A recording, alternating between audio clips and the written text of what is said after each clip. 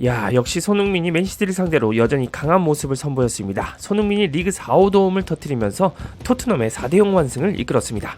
이번 경기는 영국 현지의 예측을 완전히 깨버린 경기였는데요. 맨시티의 펩 감독의 계약 연장에 좋은 분위기를 토트넘이 산통을 깼습니다. 포스테코글루 감독은 4-3-3 포메이션을 들고 나왔습니다. 3톱은 손흥민이 솔랑키, 클루세스키와 함께 출격했습니다. 최근 미드로 포지션을 변경한 셉세비가 다시 윙어로 복귀한 점이 눈에 띕니다. 2선은 사르, 비스마, 메디슨을 출전시키면서 수비 밸런스도 높였습니다. 포백이 변화가 컸습니다. 부상으로 로메로, 반더벤이 빠지면서 우도기, 데이비스, 드라구신, 포로가 포백을 구성했습니다.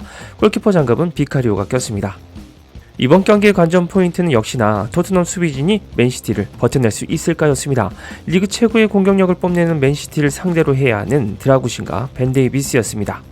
특히 최근 상대팀의 압박에 고전했던 드라구신은 위험 요소였습니다.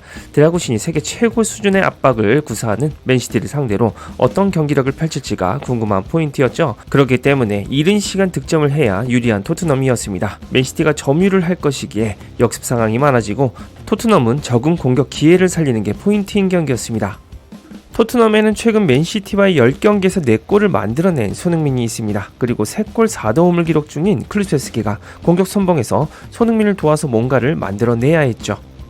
잘 막아내고 역습 기회를 잘 살려서 효율적인 경기를 펼치는 게 중요한 맨시티전이었습니다. 경기 시작부터 토트넘의 높은 수비 라인은 문제점을 보였습니다. 우측으로 침투하는 홀란드에게 공간을 완전히 주는 상황이 나왔는데요. 심지어 박스 안에서 홀란드가 노마크 상태로 볼을 받는 상황까지 나왔습니다. 이 볼터치가 불안했던 홀란드가 슈팅을 다소 지체하면서 정확하게 때리지 못한 게 다행이었습니다. 그리고 전반 11분에도 박스 안에서 홀란드에게 슈팅을 내줬지만 비카리오가 바로 잘 선방해냈죠. 하지만 역시나 징크스는 정확했습니다. 바로 1분 뒤 맨시티에게 강한 클루세스키가 그바르디오를 상대로 경합해서 승리를 해냈죠. 그리고 침투하는 메디슨을 향해서 정교한 왼발 역크로스를 올렸습니다. 이걸 메디슨이 다트처럼 논스톱으로 꽂아 넣었습니다. 메디슨은 자신의 생일날 맨시티 홈에서 다트 세레머니를 하는 영광을 누렸습니다.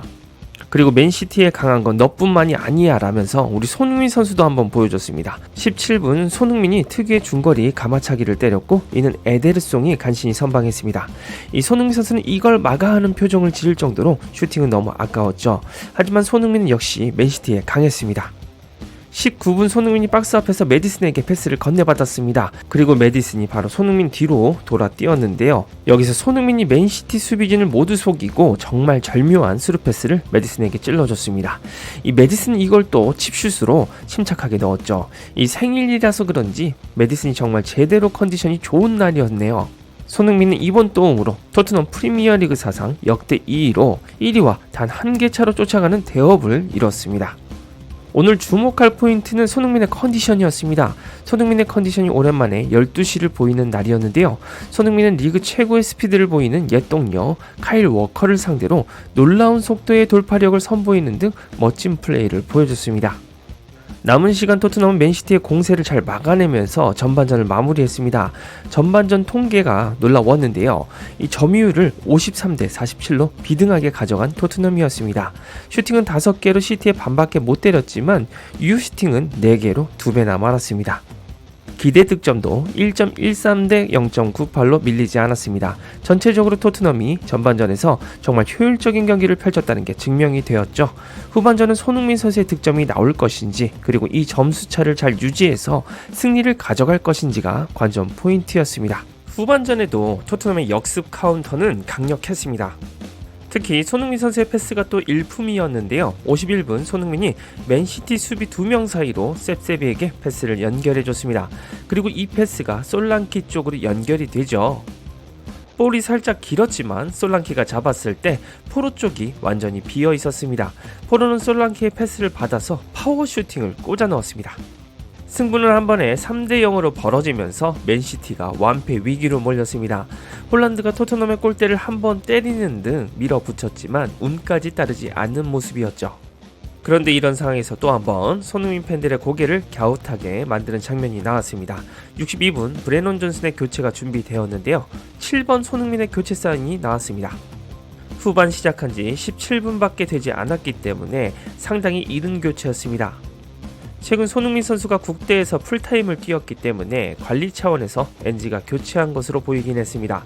허나 손흥민 선수의 득점도 기대할 수 있는 상황이었기 때문에 아쉬운 측면도 있었죠. 그렇기에 전쟁 중인 나라와 하는 경기에서 풀타임, 풀주전을 받고도 비기게 만든 어떤 인물의 결정이 너무나 아쉬웠습니다. 손흥민이 국대에서 충분한 휴식을 부여받았다면 맨시티전에서 더 오래 뛰는 모습을 볼 수 있었기 때문입니다. 그래도 손흥민이 리그 4호 도움을 올리면서 토트넘 리그 역대 1위 도움과 한 개 차로 쫓아간 것은 고무적이었습니다. 또한 맨시티를 상대로 공격 포인트를 기록하면서 맨시티의 강한 면모를 다시 한번 선보였다는 부분도 좋았습니다. 손흥민이 나가고 토트넘의 득점은 끝났나 싶었지만 추가골도 터졌습니다. 경기 막판 92분 베르너가 손흥민 자리에서 볼을 잡았죠. 이 베르너가 교체해서 들어온 쌩쌩한 체력을 바탕으로 그대로 맨시티 박스까지 달렸습니다.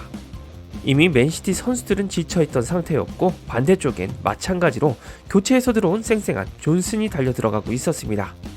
베르너는 낮게 크로스를 올렸고 이를 존슨이 마무리했습니다.